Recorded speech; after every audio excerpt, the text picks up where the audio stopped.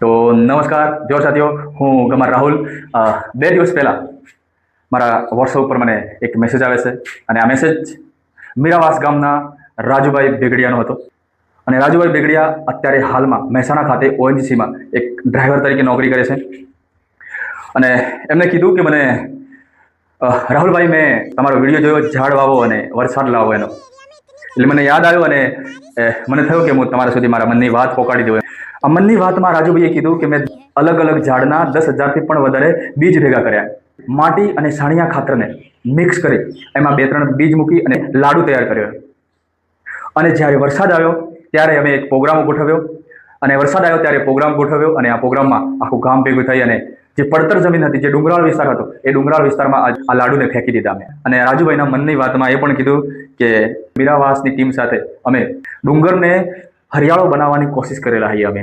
અને રાજુભાઈએ એક વિચારે એમ પણ કીધું, જળ જંગલ જમીન સાથે જોડાયેલા આદિવાસી સમાજ પ્રકૃતિ પૂજક ત્યારે જ કહેવાય એમ.